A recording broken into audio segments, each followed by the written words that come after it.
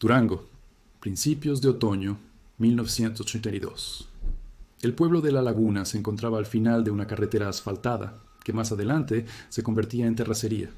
Los campos alrededor eran llanos, interrumpidos por hileras de álamos y avellanos, y en el centro del poblado estaba la tienda de abarrotes. Manejar la tienda en esos años significaba poder. Quien tenía la mercancía tenía el respeto. Sofía Cárdenas atendía tras el mostrador cada día desde las 7 de la mañana.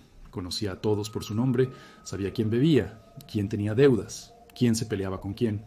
La gente no solo venía por azúcar o harina, venían para escuchar lo que ella diría, cómo asentiría con la cabeza o si sonreiría. Su esposo, Javier Cárdenas, había presidido el Consejo Ejidal durante 12 años. Vivían en una casa en la calle principal, un edificio de ladrillo con un amplio patio, bien cuidado, con las contraventanas recién pintadas, la casa de una familia ejemplar. Nadie preguntaba por qué nunca veían a las hijas. En los documentos figuraban 3. Beatriz, nacida en 1968. Elena, en 1970. Daniela, en 1972. Las actas estaban en el archivo municipal. Todo en orden. Firmas, sellos. En la escuela, la maestra recordaba a Beatriz. Vino un año, quizá año y medio. Una niña callada, manos pálidas, siempre con el mismo suéter. Luego dejó de venir. La madre explicó que la niña estaba enferma, que se iba con una tía a Coahuila, que allí tendría mejor aire, mejores cuidados. Nadie insistió. Eran años en que la policía no se metía en asuntos familiares, cuando alguien con posición podía decir, es mi hija, yo decido. Y ahí terminaba la conversación. Javier Cárdenas decidía muchas cosas. Decidía a quién asignar un terreno para construir, a quién permitir talar madera del monte para leña, a quién incluir en la lista de la cooperativa. Decidía en voz baja, sin gritos, pero todos entendían el peso de sus palabras. Los residentes más viejos evitaban el tema. Los más jóvenes que intentaban preguntar recibían una respuesta evasiva. Se fueron. Están con la familia. Mejor no escarbar. Un muchacho de un rancho vecino, que una vez mencionó entre cervezas lo extraño que era que nadie hubiera visto a esas niñas crecer, recibió una reprimenda de su propio padre. Cállate y no metas la nariz donde no te llaman. Después de eso, nadie volvió a preguntar en voz alta. El silencio alrededor de la familia Cárdenas era denso como el alquitrán. Nadie intentaba romperlo. La gente empezó a evitar esa casa al anochecer. No había una razón clara. Simplemente algo les hacía acelerar el paso, no mirar hacia las ventanas. Alguien dijo que era respeto por la privacidad. Otro habló de viejas costumbres, como si fuera costumbre no curiosear en la casa del hombre que tenía el poder. En julio de 1982 llegó al pueblo una nueva enfermera comunitaria. Cristina Vázquez, 32 años, con formación médica, había trabajado antes en una clínica en la ciudad de Durango. Le asignaron una zona que cubría 3 pueblos, incluido La Laguna. Se alojaba en un cuarto alquilado a una maestra jubilada en el otro extremo del pueblo. El primer día de trabajo recibió la carpeta con la documentación, cartillas de vacunación, historiales de enfermedades crónicas, notas de la enfermera anterior que se había jubilado 6 meses antes. Vázquez comenzó con una revisión sistemática. Verificaba quién tenía vacunas pendientes, quién requería control, quién debía presentarse con el médico en la ciudad. Un trabajo rutinario, pero que exigía precisión. A mediados de agosto llegó a la documentación de la familia Cárdenas 3 hijas. Beatriz, 14 años, Elena, 12. Daniela, 10. Ningún registro de vacunación desde 1976. La enfermera anterior solo había anotado. La madre declara que las niñas residen con familiares en Coahuila, vacunaciones realizadas en la clínica de allá. Pero no había documentación que lo confirmara.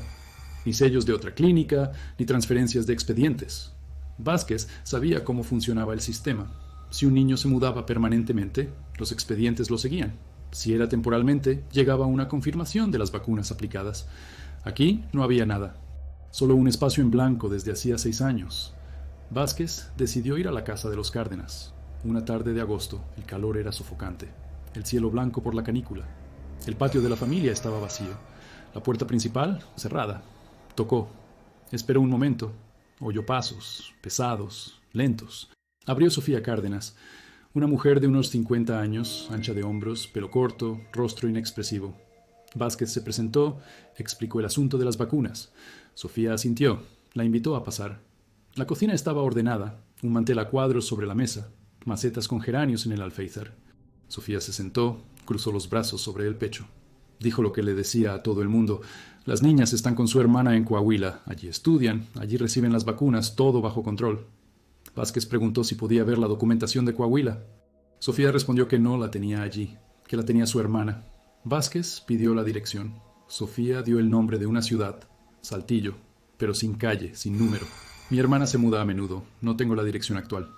La voz tranquila, sin tensión. Vázquez insistió. Preguntó cuándo había visto a sus hijas por última vez. Sofía dijo, vinieron en verano, pero poco tiempo, ya regresaron.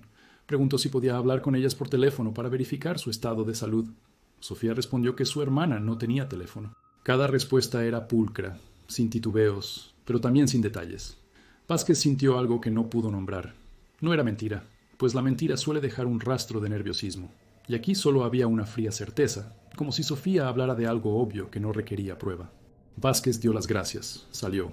En el patio se detuvo, miró alrededor de la casa. A un lado, notó una rejilla de ventilación, baja, cerca del suelo, cubierta de ortigas. Se quedó un momento escuchando. Nada. El calor ahogaba los sonidos. Esa misma tarde, Vázquez habló con una vecina, una anciana que vivía 3 casas más allá. Le preguntó si veía a las hijas de los Cárdenas. La vecina la miró de forma extraña, como si la pregunta fuera inapropiada. Dijo, están en Coahuila, desde hace años, todo el mundo lo sabe. Vázquez preguntó si alguna vez las había visto de pequeñas. La vecina asintió. Recuerdo a Beatriz, era pequeña, flaca, callada. Luego desapareció. Dijeron que estaba enferma. Preguntó si no era extraño que ninguna de las 3 regresara en vacaciones en Navidad. La vecina se molestó. No es asunto nuestro. Los Cárdenas tienen su vida, nosotros la nuestra. Cerró la puerta. Vázquez empezó a preguntar a otros. Las reacciones eran similares. La gente o afirmaba no saber nada, o repetía la misma historia de Coahuila. Algunos la miraban con algo que parecía una advertencia. ¿Para qué escarba? Deje eso en paz. Una mujer mayor, ama de casa del final del pueblo, le dijo en voz baja, cuando no había nadie cerca. Mejor no preguntar por los Cárdenas. Javier tiene influencias. La policía municipal lo escucha. Vázquez preguntó si sabía algo concreto. La mujer negó con la cabeza. No sé nada, pero si quiere un consejo, deje ese tema. Eso era exactamente lo que hacía que historias como esta quedaran enterradas por décadas. El miedo sin pruebas, la advertencia sin explicación. Vázquez sabía que no podía dejarlo pasar. Era enfermera. Tenía la obligación de verificar la salud de las niñas. Decidió volver a la casa de los Cárdenas, esta vez por la mañana. Quizá encontraría a Javier. Temprano, en septiembre, cuando la niebla aún cubría los campos, volvió a tocar. Esta vez abrió Javier. Un hombre de más de 50 años, corpulento, rasgos afilados, ojos fríos. Vázquez explicó el asunto. Javier escuchó sin interrumpir. Cuando terminó, él dijo tranquilamente, mis hijas están sanas, seguras, bajo el cuidado de la familia. No hay necesidad de que usted se ocupe de ellas. Vázquez respondió que las regulaciones exigían una verificación. Javier sonrió ligeramente. ¿No cree que sería mejor concentrarse en sus propios asuntos? Tenemos mucha gente en el pueblo que realmente necesita ayuda. El tono era cortés, pero en sus ojos algo brillaba, una advertencia clara como el fuego. Vázquez no retrocedió. Dijo que si no recibía la documentación de Coahuila, tendría que reportar el caso a la clínica regional en Durango. Javier asintió. Haga lo que considere apropiado, pero recuerde que no todos apreciarán su dedicación. Cerró la puerta. Vázquez sabía lo que eso significaba. Sabía que Javier tenía contactos en la policía local. En un lugar así, el presidente del Consejo Ejidal, un hombre que conoce a todos los oficiales por su nombre, que cada año organiza la comida de Navidad para las autoridades locales, un hombre así tiene protección informal. No hacen falta instrucciones escritas, basta una palabra. Esa enfermera está causando problemas, y los problemas desaparecen. Pero Vázquez no era de ese pueblo. No tenía familia a la que pudieran amenazar. No tenía tierras que pudieran quitarle. Podía arriesgarse. Decidió hacer algo que los locales no se atreverían. Decidió ir a Durango, a la clínica estatal, y reportar el asunto oficialmente. Preparó un breve informe. 3 menores sin documentación de vacunas desde hace 6 años. Los padres evitan la verificación. No hay pruebas de la estancia de las niñas con familiares en Coahuila. Lo llevó personalmente. La funcionaria recibió los documentos. Prometió pasarlos. Vázquez sintió que era insuficiente. Sabía que un caso así podía ahogarse en la burocracia. Decidió dar un paso más. Fue al arzobispado en Durango. Preguntó por el párroco anterior de La Laguna. Le dijeron que el padre Miguel Solís había sido trasladado a una parroquia en El Salto, a petición propia, hacía 2 años. No dieron el motivo. Vázquez fue a El Salto. Lo encontró en una pequeña parroquia en las afueras de la ciudad. El sacerdote era joven, quizá 40 años, pero su rostro estaba cansado, los ojos tristes. Cuando mencionó el apellido Cárdenas, él se paralizó. Habló con renuencia. Dijo que no podía revelar mucho, pero dijo algo que Vázquez recordaría siempre. Hay familias con las que uno no se mete impunemente. Incluso la policía conoce los límites. Si sigue escarbando, cuídese. Ella le preguntó qué había visto. Él negó con la cabeza. No vi nada concreto, pero oí y sentí. Cuando alguien se confiesa, no puedo repetirlo, pero hubo cosas. Ella preguntó si sabía dónde estaban las hijas. Respondió, si están vivas, no están en un lugar donde querría encontrarlas. Se despidió, cerró la puerta de la casa parroquial.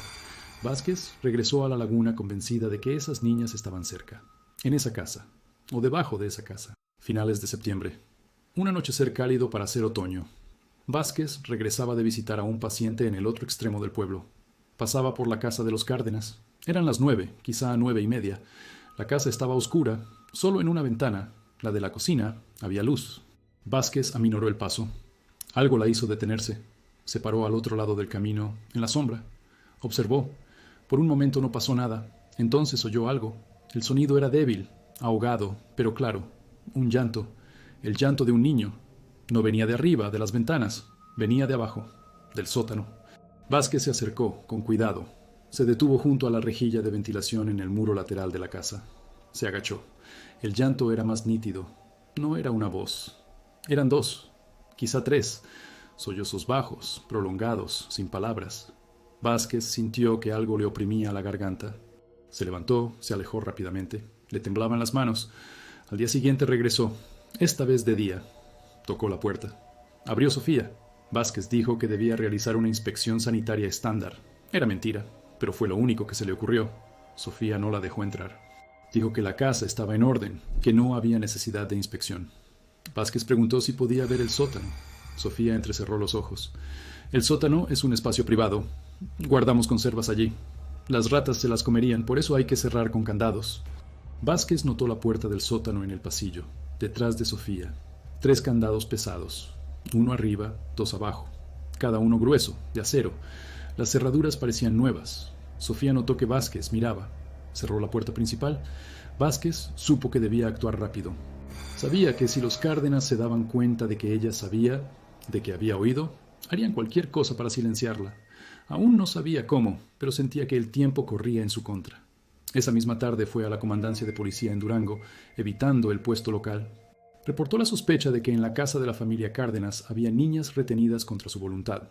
El oficial escuchó, tomó notas, preguntó si tenía pruebas. Ella respondió que había oído llantos desde el sótano. Preguntó si había visto a las niñas. Respondió que no. Preguntó si alguien más lo había oído. Respondió que no sabía. El oficial asintió. Lo investigaremos. Gracias por su reporte. Vázquez salió de la comandancia con la sensación de que nada cambiaría, que harían una llamada a Javier antes de tomar cualquier medida. Regresó a su cuarto tarde en la noche.